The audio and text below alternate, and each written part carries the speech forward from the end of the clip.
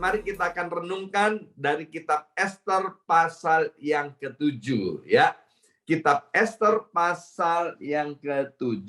Judulnya di dalam Alkitab kertas ini adalah Haman diadukan oleh Ester dan dihukum mati ya. Saya akan bacakan dalam terjemahan bahasa Indonesia sehari-hari dari ayat yang ke-3 sampai dengan ayat yang ke-6.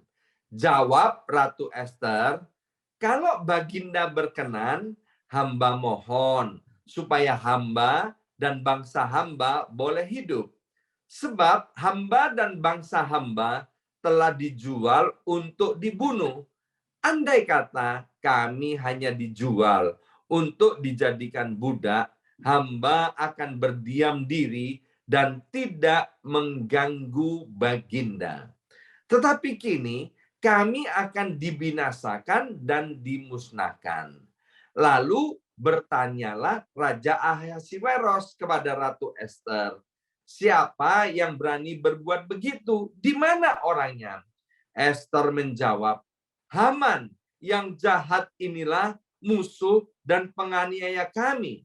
Dengan sangat ketakutan, Haman memandang raja dan ratu. Ya, bagi Bapak Ibu sekalian yang mengikuti kisah Ester beberapa hari terakhir ini, kita tahu Haman adalah Perdana Menteri, orang kepercayaan daripada Raja Ahasiweros. Ya, tetapi karena hatinya Haman itu penuh dengan kejahatan, iri hati, kemarahan, kebencian, karena Haman dipenuhi dengan sikap kesombongan ya. Haman itu sombong, tinggi hati, udah dikasih kedudukan tinggi, nggak tahu diri ya. Dan kemudian Haman itu membuat satu siasat, yaitu agar supaya semua orang Israel ya, semua orang Israel di bumi hanguskan, dibunuh, dimatikan ya. Dan kita tahu bagaimana kemudian ketika Ester bersama Mordekai dan orang-orang Israel merendahkan diri di hadapan Tuhan, berdoa, berpuasa 3 hari 3 malam, minta kemurahan Tuhan agar hukuman mati ini yang sudah ditetapkan oleh raja ya, itu bisa dibatalkan ya. Dan kita melihat bagaimana pertolongan Tuhan datang kepada orang yang hatinya melekat kepada Tuhan. Seperti setiap hari kita mendeklarasikan Mazmur 91 ya. Kalau Bapak Ibu sekalian ya, terus kita meresapi apa yang kita deklarasikan di dalam kitab Mazmur 91, kalau hati kita melekat kepada Tuhan ya, sekali lagi kalau hati kita melekat kepada Tuhan, maka kita ini akan Tuhan lepaskan dari malapetaka dan mara bahaya. Meskipun kelihatannya sudah tidak ada harapan ya. Di dalam Tuhan selalu ada harapan dan di dalam Tuhan selalu ada jalan keluar yang terbaik. Nah, tinggal tunggu waktunya Tuhan. Kalau bicara soal waktunya Tuhan, buat setiap kita ini agak sulit untuk mengerti. Mengapa? Karena kita lebih mengerti waktunya kita dan waktu masa kini.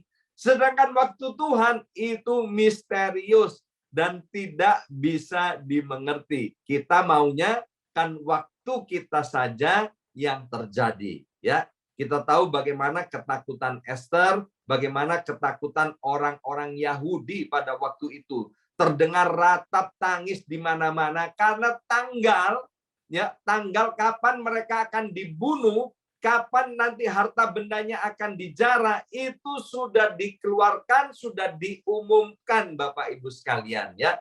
Dan mereka udah tidak melihat jalan keluar, nggak melihat harapan. Tapi ya, kalau kita melihat apa yang sudah ditulis di Alkitab, pada saat detik-detik terakhir ya, ternyata terjadi yang namanya pembalikan keadaan ya. Bersama saya ucapkan pembalikan keadaan. 2, 3. pembalikan keadaan. Ya, kalau Bapak Ibu sekalian hobi nonton pertandingan olahraga, misalnya hari-hari ini ya Indonesia itu jagoan di dalam bulu tangkis ya. Nama Indonesia di dalam olahraga bulu tangkis harum kembali setelah masa-masa kejayaan di tahun-tahun yang lampau. Nah, dalam pertandingan bulu tangkis, Bapak Ibu sekalian, kita lihat bagaimana ketika tim Indonesia kelihatannya sudah nggak ada harapan, ya, skornya itu sudah nggak ada harapan, tetapi detik-detik terakhir ternyata bisa membalikkan keadaan dari kekalahan kepada kemenangan. Nah, ini yang terjadi atas Esther ini dengan Mordekai dan orang-orang Yahudi. Mengapa? Hati mereka melekat kepada Tuhan. Nah, kita lihat bagaimana cara bekerjanya Tuhan. Jadi waktu itu Bapak Ibu sekalian ya, Raja Ahasiweros diundang untuk hadir di dalam pesta yang diadakan oleh Ratu Esther khusus untuk Raja Ahasiweros dan Haman, perdana menteri itu ya.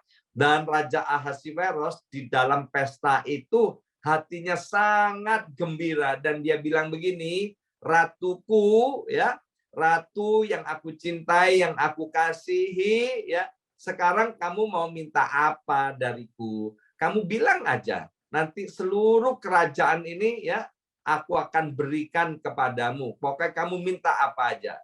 Dan Esther, Bapak Ibu sekalian, mengeluarkan perkataan ini tadi ya, bahwa Tuhan ya, bahwa Tuanku Raja ya, tolonglah aku ini dan bangsaku, sebab aku dan bangsaku ini sudah nggak ada harapan karena akan dibunuh semuanya. Raja kaget, penguasanya kan raja nih, kok bisa istrinya dan orang-orang Yahudi itu akan dibunuh ya.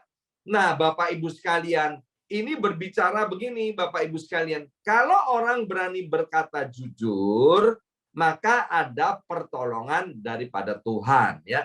Jadi hari itu Raja Ahasiweros baru tahu loh kalau istrinya itu orang Yahudi ya, karena memang sebelumnya raja nggak tahu kalau Esther itu orang Yahudi, tapi hari itu Esther berbicara terus terang bahwa dia adalah orang Yahudi. Nah, Amsal bilang begini, perkataan yang diucapkan tepat pada waktunya itu seperti buah apel emas di atas pinggan perak.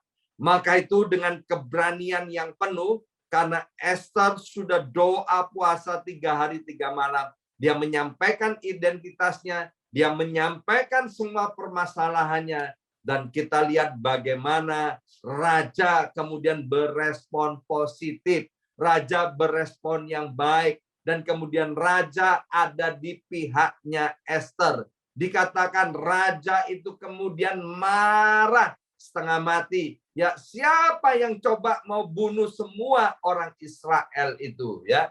Dan kemudian Esther berkata, ini loh orang yang di sebelah ini yang namanya Haman ya. Dan mari kita lanjutkan sekarang di ayat yang ke-9 dan ayat yang ke-10. Dikatakan gini, sembah Harbona, salah seorang sida-sida yang di hadapan raja.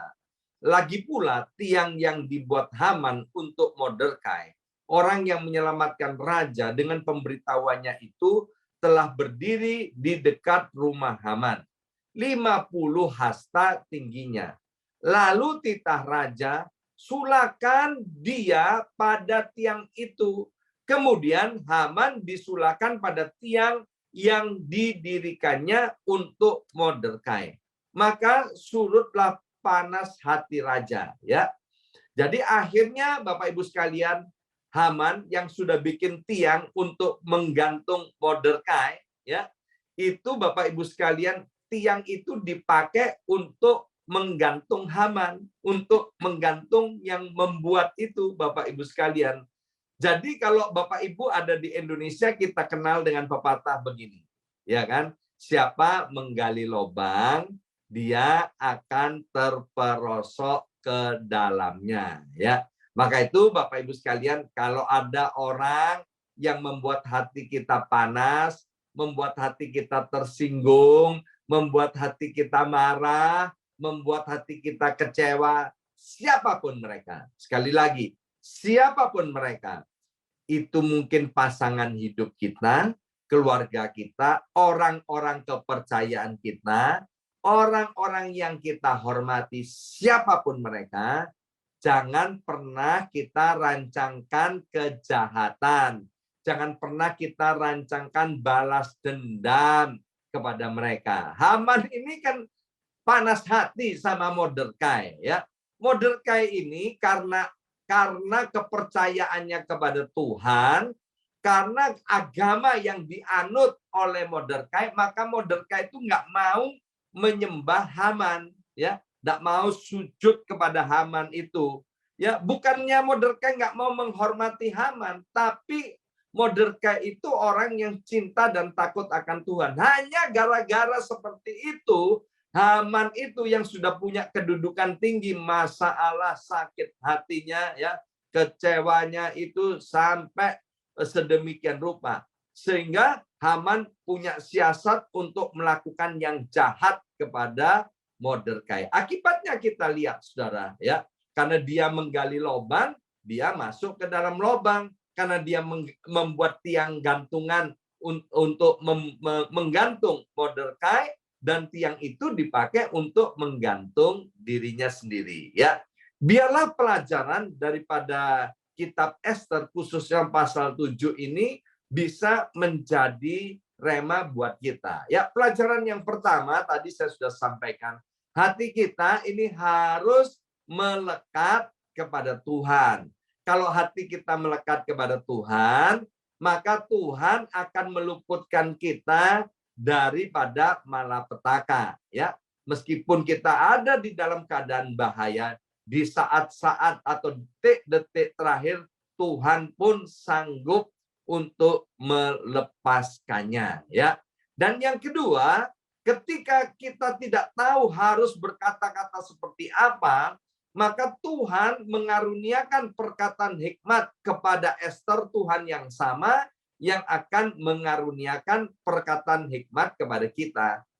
Dalam setiap persidangan suaka politik yang saya hadiri dalam pendampingan jemaat, maka salah satu doa saya yang saya ajarkan kepada jemaat yaitu minta kepada Tuhan untuk mengaruniakan perkataan-perkataan hikmat sehingga tahu bagaimana cara menjawab hakim dan jaksa. Ya, sebab ketika suasana persidangan itu akan sangat menegangkan.